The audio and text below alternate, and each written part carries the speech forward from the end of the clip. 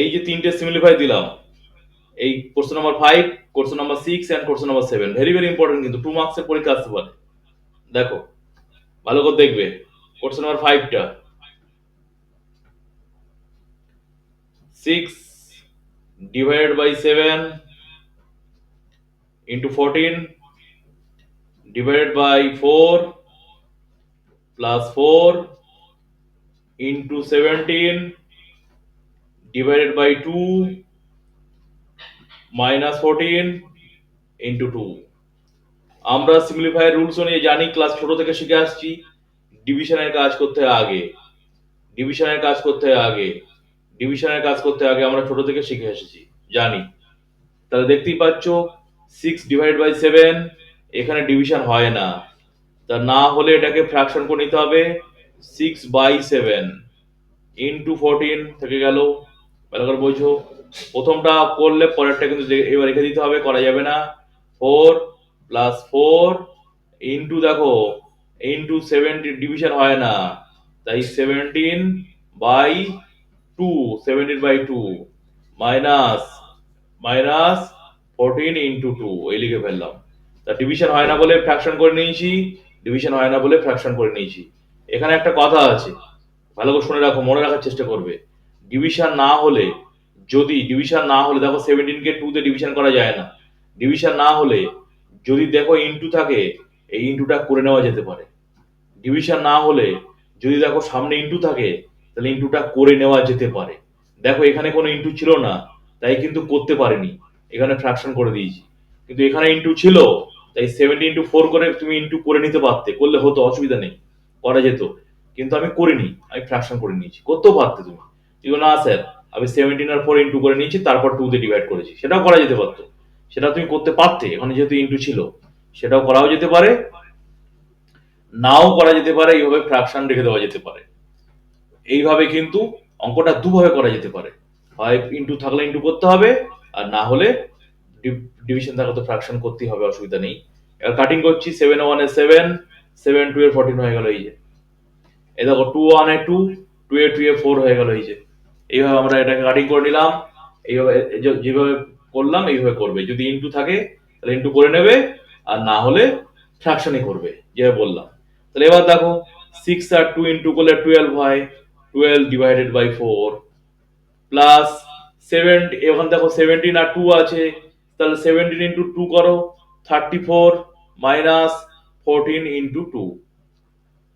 এবার মনে রাখবে, এই ইনটুটা স্যার কেন করলেন না, এই ডিভিশন তো হলো, ইনটুর কাজ তো এবার এবার হবে, মনে রাখতে হবে, এখনো তো ডিভিশন কমপ্লিট হয়নি, তাই 12 কে 4 দিয়ে করবে, এবার 12 কে 4 দিয়ে করলে 3 হয়, 3 প্লাস 34 ইনটু 14 ইনটু 2। কিন্তু দেখো আমি এখন ইনটু করছি না, কারণ প্রত্যেকটা ধাপ ঠিক করে করবো, ডিভিশনের পর ইনটু হয়, তাই আমি ইনটু ইনটু কিন্তু পরে করব। নিয়ম মেনে না চললে স্যার ইচ্ছা করলে নাম্বার কেটে নিতে পারে এবং ভুল হবে। 3 প্লাস 34 মাইনাস, এবার দেখো 14 আর 2 ইনটু করলে 28 হয়। এবার দেখো প্লাস গুলোকে ব্র্যাকেটের মধ্যে রাখবো, স্যার আমি রাখিনি, না রাখলেও চলবে, কিন্তু সে অভ্যাস করার চেষ্টা করো। এই, তাহলে এই হলো ব্যাপার। এবার 3 প্লাস 34 যেটা আছে, এটা অ্যাড করো, 3 প্লাস 34 অ্যাড করলে হয় 37, 37 যেটা হলো, তার থেকে 28 মাইনাস করো, এই 28 করলে আনসার হয়ে যাবে 9। এটা কোশ্চেন নাম্বার 5।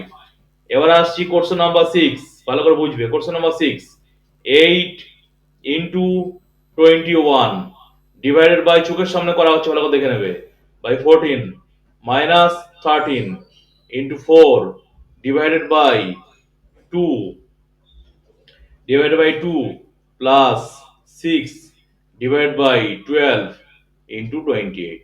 এই যে, তো এবার দেখতে পাচ্ছি 21 কে 14 দিয়ে ডিভাইড করা যায় না, কিন্তু সামনে ইন্টু বসে আছে, স্যার ইন্টু করে করলে হবে, অবশ্যই হবে, যদি ইন্টু করে নাও তাও হবে, কিন্তু আমি ইন্টু ঝামেলা যাচ্ছি না, আমি ফ্র্যাকশন করে কাটিং করবো, তাই 28/14 করে নিলাম, মাইনাস মাইনাস হলো 13 ইন্টু 4 ডিভাইডেড বাই 2 মানে হচ্ছে 4/2 প্লাস 6 ডিভাইডেড বাই 12 মানে হচ্ছে 6/12 ইন্টু 28। দেখো এটা নিচে করছি, 6 divided by 12 plus 6 divided by 12 into 28, ভালো করে বোঝো, এখানে যেহেতু ডিভিশনটা হচ্ছে না,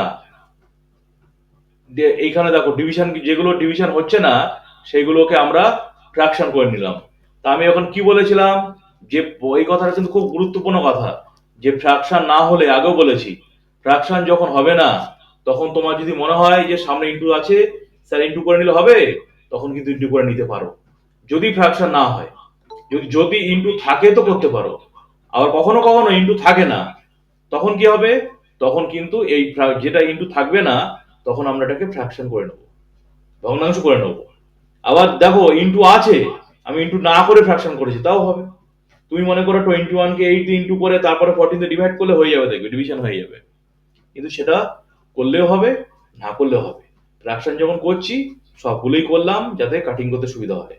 কিন্তু কেউ ফ্র্যাকশন করলো, কেউ ইন্টু করলো, দুটোই করা যেতে পারে। একদম পরিষ্কার করে বলে দিলাম, কিন্তু ভুলভাল হবে না, নাম্বার পাবে।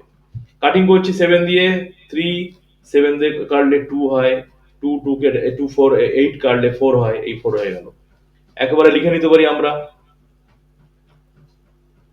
এই যে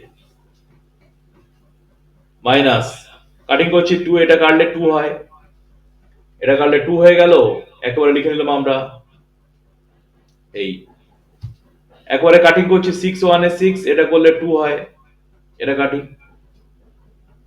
14 হলো, একবার লিখে নিলাম আমরা, এই পরিষ্কার ভাবে কিন্তু লিখে নিলাম। এবার প্লাস গুলো এক জায়গায় নিয়ে আসবো, 12 প্লাস 14 নিয়ে আসলাম এক জায়গায়, ব্র্যাকেট আনলে ভালো হয়, মাইনাস 26। তাহলে দেখো 26 মাইনাস 26 হয়ে যাবে 0। তাহলে এটা হলো রাইট আনসার। পরেরটা কোশ্চেন নাম্বার 7, ভালো করে বুঝবে, তিনটেই কিন্তু ভেরি ভেরি ইম্পর্টেন্ট, পরীক্ষা আসবে তিনটে থেকে যে কোনো একটা। Question number 7, 4 divided by 2 into 8 minus 8 divided by 2, division 4 minus 6 into 8 plus 33। দেখো এটা ডিভিশন হচ্ছে, এই যে এটা ডিভিশন হচ্ছে। এখানে তো ভালো করে বোঝো, তিনটে আছে পরপর, তিনটেই পরপর করা যাবে না, এক একটা করতে হবে, এগুলো নিয়মগুলো মাথায় রাখতে হবে। স্যার আমি তিনটে করেছি একসাথে হবে না, ভুল হয়ে যাবে, করবে না, কখনোই করার দরকার নেই, যেভাবে বলছি সেভাবে করবে। 4 কে 2 দিয়ে করলে কি হয়, 2 into 8, মাইনাস 8 কে 2 দিয়ে করলে কি হয়, 4 divided by 4, minus 6 into 8 plus 33। পরিষ্কারভাবে বলা হচ্ছে, পরিষ্কারভাবে করবে। 44 কে এই 4 ডিভাইডেড বাই 4 করব, বাকিগুলো পড়ে থাকবে। 2 into 8 minus 1 minus 6 into 8 plus 33।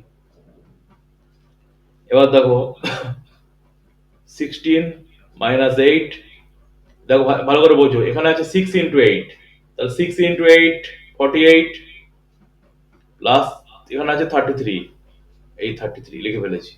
এবার প্লাস গুলো এক জায়গায় করি, ভালো করে বুঝবে। 16 কিছু নেই মানে প্লাসে জানো, 16 প্লাস 33 এক জায়গায় করলাম, এখানে মাইনাস, এখানে মাইনাস, তাহলে মাইনাসটা কমন নিচ্ছি, নিয়ে ভিতরে সাইন চেঞ্জ হয়ে যাবে ব্র্যাকেটের মধ্যে, 1 প্লাস 48, এই হয়ে গেল। এটাও 49, এটাও 49, 49 থেকে 49 মাইনাস করলে এই হলো 0 আনসার। বলো মাথা ঢুকেছে না ঢোকেনি?